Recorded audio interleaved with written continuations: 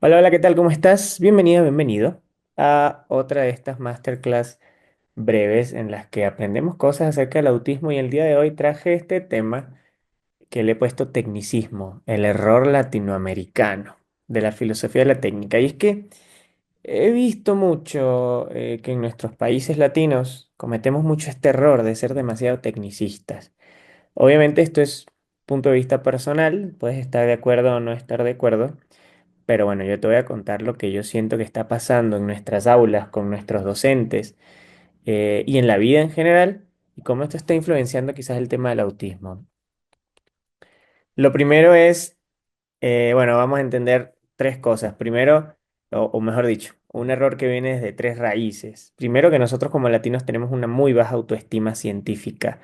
El latinoamericano no se cree capaz de formular teorías y metodologías viables y eficientes. Por años hemos sido seguidores, hemos tenido una visión de que somos los segundos, los terceros, tercermundistas, ¿no? Y no tenemos como esa autoestima científica que nos permite darnos cuenta que tenemos mucho para dar. También tenemos muy poco acceso científico, porque la mayoría de las veces la ciencia actualizada se escribe en inglés, en alemán, en otros idiomas, lo que hace que el acceso a material nuevo en español sea bastante demorado. Nos llega muy tarde, cuando por ahí alguien quiere hacer la traducción. Mucha de la ciencia moderna se escribe en inglés y el latino de a pie, porque sí, hay latinos que nos ponemos las pilas y estudiamos inglés, pero ¿y el que no? ¿Qué pasa con la ciencia en español, ¿no?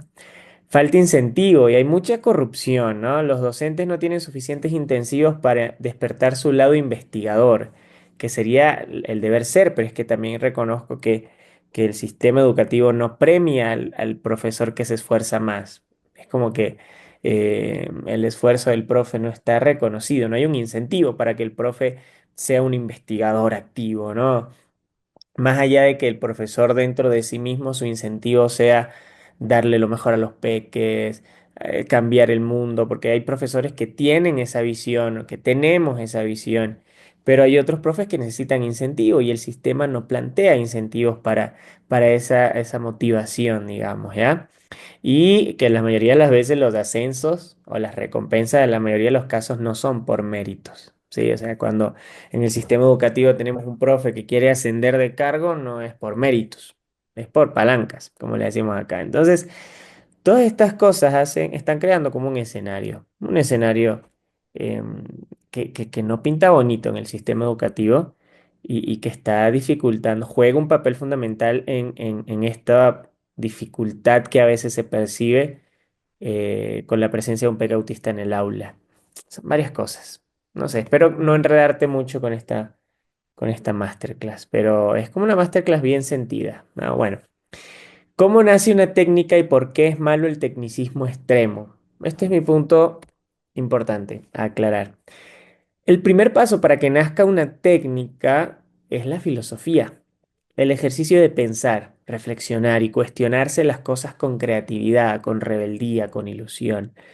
Em, Cuando una persona ve a los árboles y dice, qué lindo los colores de los árboles, quisiera vestirme así, verme como un árbol. ¿Será que las hojas pueden pintar mi ropa blanca y aburrida? La filosofía, ese ejercicio de pensar, de imaginar, es realmente el inicio del conocimiento y eso nos hace falta un poco, ¿no? Porque de la filosofía uno pasa a la teoría. En la teoría uno está buscando estructurar y dar sustento a esas creencias, a esas emociones, a esas ideas creativas que tuviste en tu etapa filosófica. Si tú anterior en tu etapa filosófica dijiste, oh, ¿quién fuera árbol para vestirse con esos colores? Entonces en la teoría tú dices, estoy convencido de que sí se puede, de que sí se puede pintar ropa con las hojas de un árbol. Voy a buscar estructurar este conocimiento hasta lograrlo. Y es así cuando nace, por ejemplo, la hipótesis, que es el siguiente paso. Cuando tú puedes ir comprobando tu teoría a través del ensayo, el error, conectando el pensamiento con la práctica, la teoría con los hechos. Entonces dices, voy a extraer la tinta de las hojas y crearemos un tinte para ropa. Como empiezas a buscar formas de que esa idea que tuviste por allá filosofando y viendo un árbol, y esa teoría que tuviste de, yo creo que sí se puede, empiezas a buscar la forma y dices, ok, voy a buscar extraer la tinta primero cuando las hojas están secas y hacerles polvo. O voy a intentar extraerle cuando las hojas se mojan y exprimirlas en un vaso, exprimir la tinta en un vaso. Estás buscando, tienes hipótesis de cómo ese sueño inicial se puede realizar. Y después de eso nace la metodología. Es ese hacer que nace del pensar.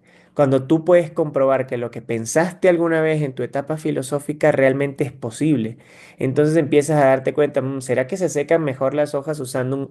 O sea, primero te diste cuenta que el método perfecto para usar las hojas como tinte es secarlas. Las vamos a secar y después de que estén súper secas, las vamos a aplastar, las vamos a hacer polvito y ese polvito lo vamos a mezclar, qué sé yo, con otra cosa para que hagan tinte de ropa. ¿Ves? Fíjate cómo tu pensamiento ha ido evolucionando. Primero tuviste una idea filosófica de, oh, qué bonito que sería ser como un árbol pintar, vestirse bonito como un árbol. Después dijiste, yo creo que sí es posible en la etapa teórica.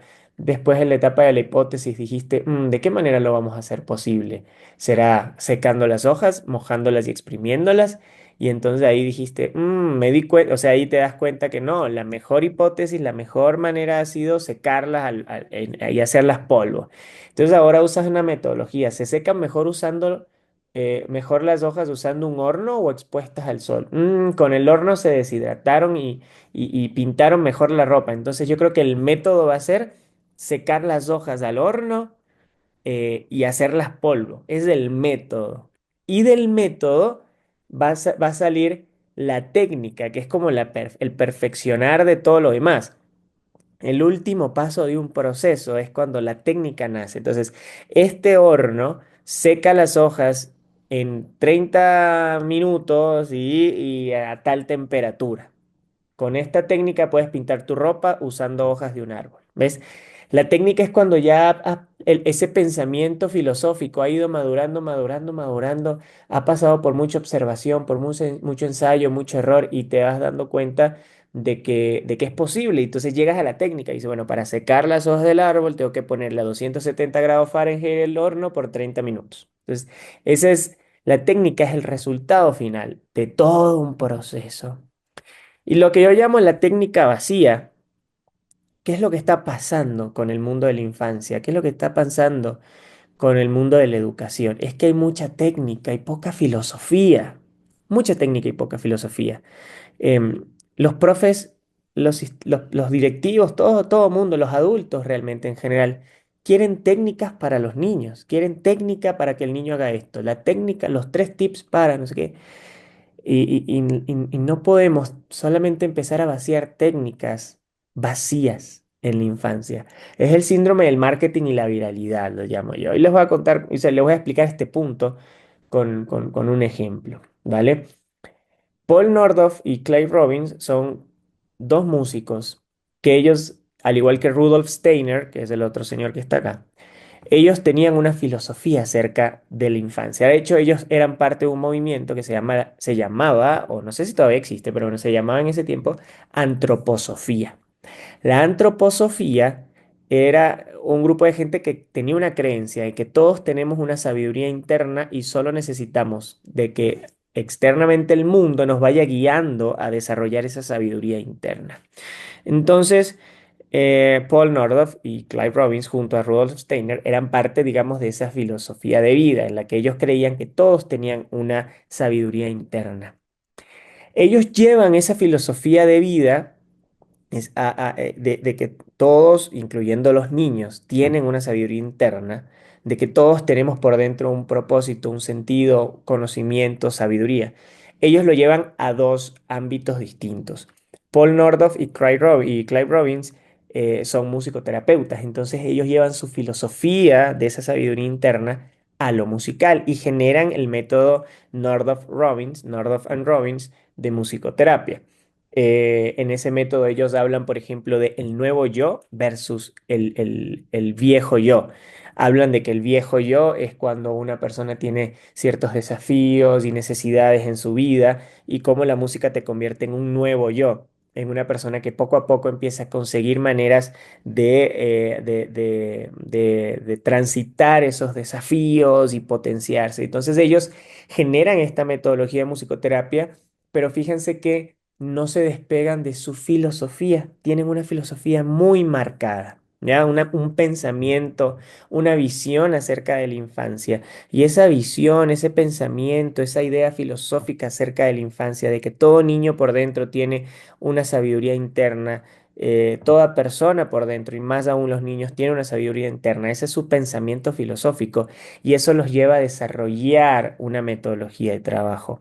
Rudolf Steiner más adelante, utilizando igual esta misma base de la antroposofía en la que él pensaba que toda persona tiene una sabiduría interna, empieza a darse cuenta que la educación lo que debería hacer es un proceso para fortalecer esa sabiduría interna de los niños y de promover la autonomía y la libertad, o sea, que el niño de forma autónoma y libre pueda ir descubriendo su propia sabiduría y funda, o digamos, funda no, pero crea la metodología Waldorf, ¿ya? Pero lo que quiero que vean es que cómo el pensamiento filosófico que ellos tienen, esa visión de la infancia que ellos tienen, los lleva a ir creando teorías, hipótesis, metodologías y al final una serie de técnicas. Por ejemplo, en el caso de la musicoterapia Northrop Robbins, son técnicas basadas en la improvisación. Y esta improvisación de musical eh, va a ir en seguimiento de las ideas del niño o de la niña, buscando su conexión, su seguridad y el goce del momento musical. ¿Por qué yo voy a seguir el interés del niño en una sesión? Si tú le preguntas a Paul Nordhoff y a Clay Robbins, ¿por qué seguimos el interés del niño en una sesión? Ellos te podrían decir, porque el niño por dentro tiene una sabiduría innata. Fíjense cómo no, cómo las técnicas tienen una atadura filosófica, ¿ya? Y Rudolf Steiner busca estrategias que cuidan y garantizan la máxima autonomía del niño y la manifestación de su sabiduría interna. Si tú le preguntas a Rudolf Steiner, Rudolf, ¿por qué tú crees que hay que cuidar al niño su autonomía? Y él te va a decir, eh, porque el niño tiene una sabiduría interna. Entonces, fíjense cómo la filosofía dirige la forma en la que tú diseñas una metodología y una técnica. ¿Y qué es lo que está pasando hoy en día en el mundo de la infancia? Que nos hemos desconectado de estas profundidades filosóficas y nos hemos quedado solo con las técnicas. Para los que son musicoterapeutas, por ejemplo, cuando aprenden de Northrop Robbins, aprenden que es solo improvisar y ya. Entonces, tú coges, empiezas a improvisar, improvisas, ta, ta, ta, cantas cosas, ta, ta, ta, y ya. Si el niño responde a esa improvisación, chévere. Si no, ni modo. Y para los que pensamos y los que conocen un poco la metodología Waldorf, lamentablemente, cuando te desconectas de la filosofía y te quedas solo con las técnicas, entre comillas, le quitas todo el sustento a la técnica, le quitas toda la visión y la bondad a la técnica. Entonces, la metodología Waldorf se ha resumido a juguetes Waldorf. Ah, no, es que yo tengo las piedras Waldorf, entonces yo hago Waldorf porque tengo las piedras Waldorf. Como no, tú no haces Waldorf porque tengas la técnica o el producto Waldorf. Tú haces Waldorf cuando conectas desde la filosofía, desde pensamientos más profundos. Entonces, cuando tú tienes un pensamiento que se conecta con la filosofía, realmente tú dices, bueno, esta improvisación musical va a estar basada en aviones.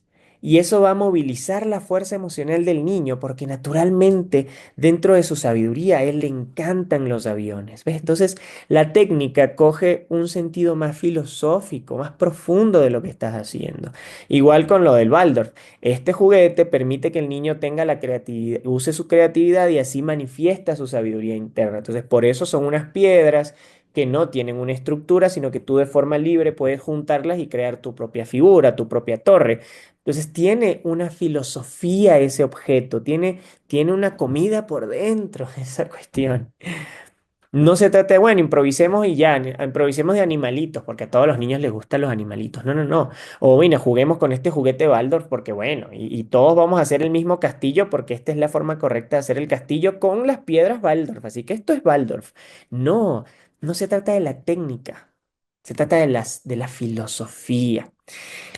Y ahora, algo que yo siento que hace falta mucho hablar, ahora relacionándolo obviamente con el tema del autismo, hace falta hablar de filosofía del autismo, porque la técnica sin filosofía es pérdida de tiempo, ¿sí? Pregúntate, ¿qué crees tú de los autistas? realmente en tu fondo, en el fondo de tu corazón, en el fondo de tus creencias acerca de la vida, ¿qué crees tú de los autistas?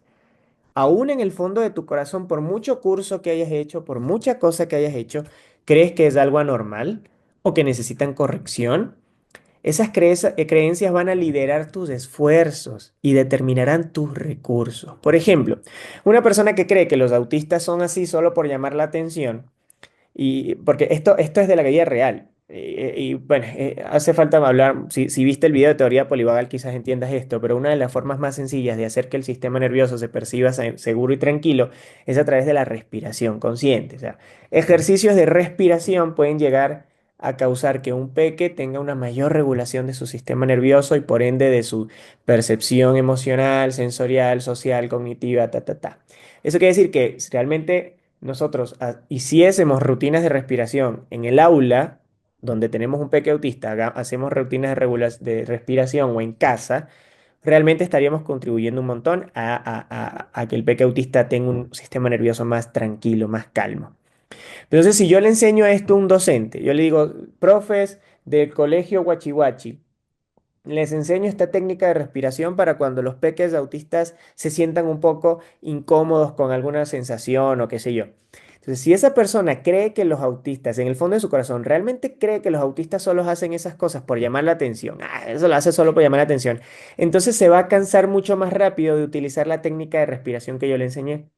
En cambio, una persona que realmente ha cambiado sus creencias y dice, no, no, no, no, no, el autista no es que se desregula porque solo quiere llamar la atención. Realmente lo que sucede es que su sistema nervioso está detectando una señal de alerta y eso despierta una serie de reacciones fisiológicas y una de las mejores maneras de calmar eso es a través de la respiración. La segunda persona, esta persona que tiene esta conciencia quizás de teoría polivagal y algunas cosas, va a insistir mucho más en la técnica, o sea, va a intentar 2 semanas, 3 semanas, instalar una rutina de respiración y le va a dar resultados. ¿Pero por qué le da resultados? Porque cree realmente en lo que está haciendo y porque su creencia de la población autista ha cambiado. Pero en cambio, la persona que dice, no, los autistas son así porque solo quieren llamar la atención, intenta 2, 3 días la respiración y después dice, no, de ganas estoy yo intentando hacer esto. Si este autista lo que quiere hacer él es así porque le da la gana, él es así porque es malcriado. Entonces, no sigue intentando. Y entonces la técnica tiene un poder limitado.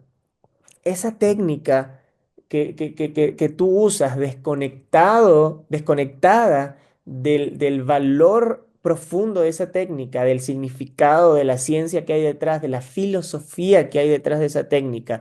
Si tú solo usas la técnica porque sí, puede ser que no te dé efecto, porque puede ser que no insistas lo suficiente como para que eso dé resultados. Es como una persona que tiene la persona que conoce la técnica, pero no tiene raíces filosóficas o teóricas sólidas y no cree realmente en la técnica, podría aplicar la respiración por 3 minutos y no obtener ningún resultado. Es una persona que dice, ah, ¿para qué? Cambia una persona que tiene una filosofía de vida basada en el respeto a la neurodiversidad, que cree en la teoría polivagal y en el procesamiento sensorial y puede preservar en la respiración 10 minutos y obtener resultados porque permanece, insiste mucho más en la actividad. Entonces, el tecnicismo es este afán viral y marquetero de tener todas las técnicas, pero aplicarlas sin un cambio real y profundo en las creencias acerca del autismo. Yo veo que todo el mundo quiere tener la técnica para la inclusión, la técnica para, y por eso mi contenido en redes sociales, sobre todo en Instagram, va más destinado a hacer que cambies tu forma de ver el autismo. Porque si no cambias la creencia profunda que tú tienes del autismo, si no sustituyes ese concepto de niño malcriado por niño con desafíos sensoriales, si no sustituyes esa etiqueta de niño violento por niño que está activado simpáticamente, según la teoría polivagal, si no cambias tu creencia del autismo, por muchas técnicas que yo te pueda dar, no te van a dar resultados porque no crees realmente lo que estás haciendo, porque lo intentas 2 o 3 minutos y abandonas el intento, abandonas la técnica porque no tienes una conexión profunda con su raíz, ni científica ni filosófica. Toda esta nueva ciencia de la teoría polivagal, del Day Floor Time, en el fondo, todas estas personas, antes de ser científicos, han sido filósofos que creen que realmente el ser humano tiene una raíz de bondad, que a veces se ve desafiada por algunas cosas, pero todos en el fondo tenemos dignidad, bondad y ganas de echar para adelante. Pero si tu creencia es que el autista es malcriado, entonces por más técnicas que yo te dé, no vas a tener resultados porque tus creencias no van a hacer que tú insistas en las técnicas adecuadas. Una ausencia de criterio, de raíces teóricas y saltar no solamente a las técnicas por la inmediatez y la premura del momento. Eso es algo que está pasando mucho. La gente cuando tú le dices, bueno, esta es una técnica, te voy a enseñar este ejercicio de respiración para que tu peque autista se sienta más en calma. Y entonces enseñas el ejercicio. Después dices, te voy a enseñar el por qué esta técnica de respiración, ¡pum! Y la gente cambia el video.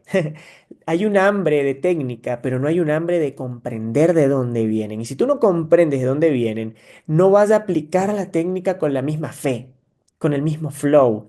Así como es que vivimos ahora en una sociedad de los tres tips para, tres tips para, tres tips para, y a veces las cosas no son de tres tips para. A veces es de modificar tus creencias profundas de las cosas. Tenemos un exceso de técnicas que al no ser bien ejecutadas, porque no hay un criterio real de las personas. O sea, tú ves en internet, el Samu dijo que respirar es bueno, entonces respiren chicos, respiren, respiren, uy, no funcionó, lo abandono porque no tienes una conexión con la raíz de esta técnica. Y uso la de la respiración porque a mucha gente le podría parecer hasta ridículo pensar que la respiración ayuda a un peque autista a una mejor inclusión educativa. Pero cuando tú conectas profundamente con la teoría, con la metodología y con la filosofía de esto, te das cuenta que sí. Pero bueno. Un exceso de técnicas, al no ser bien ejecutadas, porque no se ejecutan con una conexión real con la teoría y la filosofía, se creen como no funcionan. Esto no funcionó. Y el autista se sigue percibiendo como imposible. Esto no funcionó y ese niño autista no cambia, sigue siendo el... Ay, no, qué pereza. Pero el problema no es solamente el peque autista, en realidad no es él. El problema es que tú no estás conectando la técnica con la filosofía, con la ciencia, con la teoría que hay debajo de eso.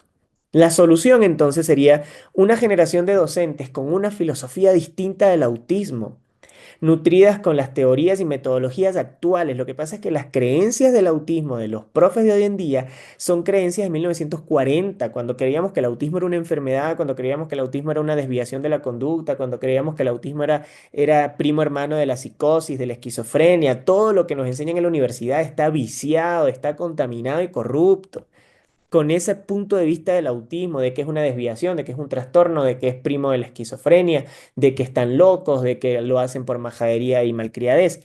Nuestro pensamiento está viciado con esas cosas y el docente llega al aula con el vicio de ese pensamiento. Pero si conocemos las teorías y metodologías actuales, el DIR Flortam, la teoría polivagal, los trabajos de la doctora Elizabeth Torres hablando de acerca de psicomotricidad y autismo, si conocemos la ciencia de hoy, nos vamos a dar cuenta que es otra la realidad, que son pecas que tienen corazón, vida, alma, intenciones, como todos, pero tienen desafíos sensoriales que hacen que a veces parezcan violentos, desafíos la regulación de su sistema nervioso, que los padres no entienden que darle un tutti frutti con leche chocolatada les arruina el intestino y les arruina las emociones. Y perdóneme que me ponga pasional, pero es que hay tanta ignorancia alrededor de los adultos que están alrededor de la persona autista, que eso es lo que está generando problemas, la ignorancia de la gente. Para que todas las técnicas existentes puedan ser fructíferas en su práctica y o sea, para que las técnicas den fruto, tenemos que actualizar nuestra cabeza primero. Tenemos que sacarnos el autismo de Leo Kanner, la esquizofrenia infantil, porque así era como lo describía Leo Kanner. La primera persona que hablaba de autismo lo describía como un grado de esquizofrenia.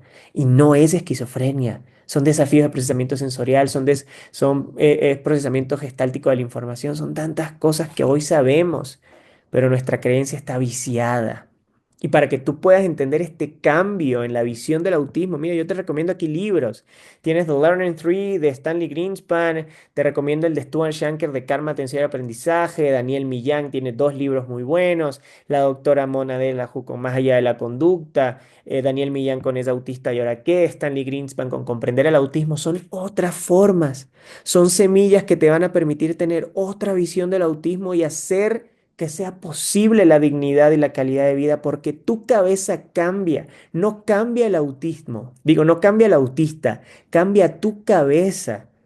Cambia tu cabeza primero. Antes de obsesionarnos con que el autista cambie, cambia tu cabeza primero. Eso es lo necesario. Estos son libros que te recomiendo. Y para tener una mayor sensibilidad de cómo, porque no solamente se trata de comprender técnicas, sino de comprender historias. Hay autistas que ya están hablando de su historia siendo autistas. Hay autistas que ya nos están contando lo que significa ser autistas, cómo se siente, no desde el libro, no desde la teoría, no desde el PhD, no desde el artículo de Leo Kanner, desde su propia sangre, huesos y uñas. Te recomiendo estos libros, La razón por la que salto, El cerebro autista de Temple Grandin, Tengo duendes en las piernas. Bueno, el de Tengo duendes en las piernas no es de una persona autista, pero es de una doctora que recoge como testimonios de personas autistas o con desafíos sensoriales. La guía autista para consejos para sobrevivir un mundo de neurotípicos. Daniel Millán, el libro de Alejandra Cebes. Hay material, mi gente. El cambio empieza en el interior de los que hasta ahora no han logrado nada por pensar en el exterior.